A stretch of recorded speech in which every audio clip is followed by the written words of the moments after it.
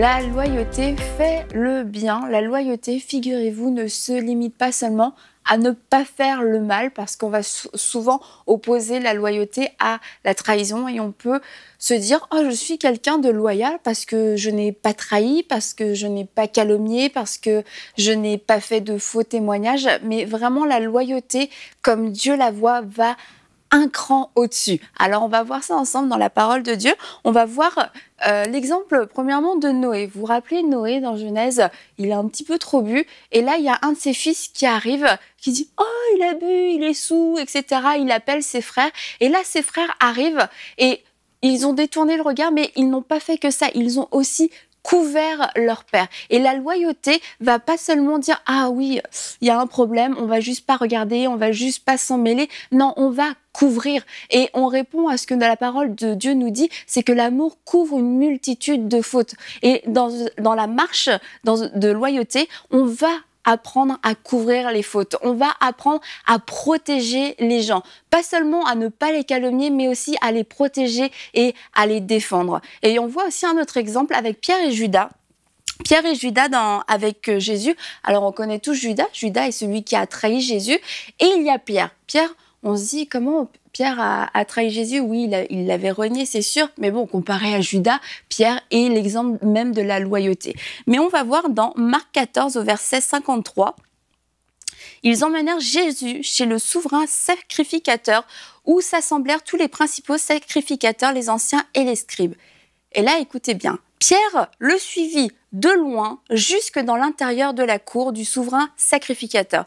Il s'assit avec les serviteurs et il se chauffait près du feu. Et là, les principaux sacrificateurs et tout le Sanhédrin cherchaient un témoignage contre Jésus pour le faire mourir et ils n'en trouvaient pas car plusieurs rendaient de faux témoignages contre lui, mais les témoignages ne s'accordaient pas. Et on se dit, Pierre n'était pas là en train de rendre des faux témoignages contre Jésus, mais Pierre a suivi Jésus de loin et Pierre est resté près du feu. Et il entendait ces gens qui étaient là en train de calomnier celui en qui il avait cru.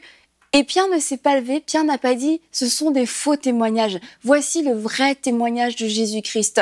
Je l'ai suivi, j'ai vu ce qu'il a fait. Il a fait du bien, il a guéri les malades, il a délivré les démoniaques, il a fait tellement de bien. Cet homme que vous êtes en train d'accuser n'a jamais péché, il est irréprochable. Mais Pierre avait peur et Pierre l'a donc juste suivi de loin et Pierre était auprès du feu. Et j'aimerais vous dire que la loyauté nous pousse à traverser le feu avec ceux qui sont dans l'adversité. La loyauté nous pousse à ne pas juste rester les regarder en train de brûler. Nous devons marcher avec ces gens. Nous devons marcher avec ceux qui traversent l'adversité. Nous devons être ces témoins, nous devons être ces amis, nous devons être ces supports qui non seulement ne disent pas des faux témoignages, mais qui défendent, qui parlent, qui disent « Non, je refuse de rester silencieux devant ce que tu dis, c'est faux. Voilà la vérité. Voilà qui est cette personne. » Et ça demande du cran, ça demande vraiment du courage que de se lever pour la vérité et de dire « Je suis une personne loyale jusqu'au bout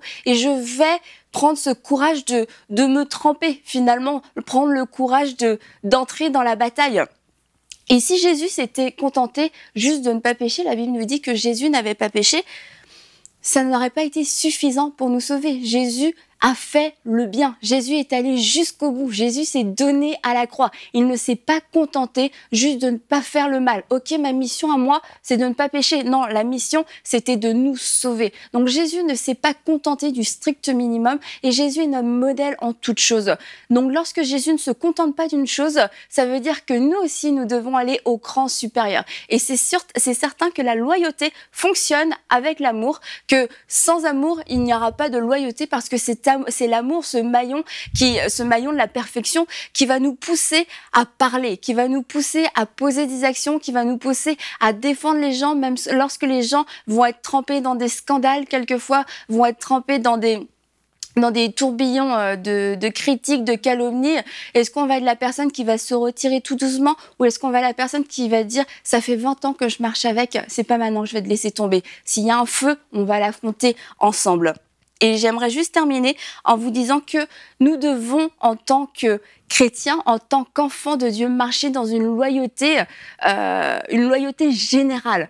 ensemble, nous devons défendre le message de Dieu. Nous devons annoncer le message de l'Évangile et ne pas nous tirer dans les pattes, ne pas nous réjouir de ce qui peut arriver à tel ou tel ministère, parce que nous avons une seule vision, celle qui est l'avancement du royaume de Dieu, celle qui est que la parole de Dieu soit répandue sur toute la terre. Et si nous refusons de marcher dans la loyauté, nous allons perdre du temps, nous allons aussi permettre à des gens finalement de pouvoir s'infiltrer, de pouvoir faire du mal. Nous sommes un corps et comme la parole de Dieu nous dit, levons-nous comme un seul homme et soyons loyaux jusqu'au bout comme Jésus l'a été. Ne nous contentons pas juste de ne pas faire le mal, mais faisons le bien et ne nous lassons pas de faire le bien.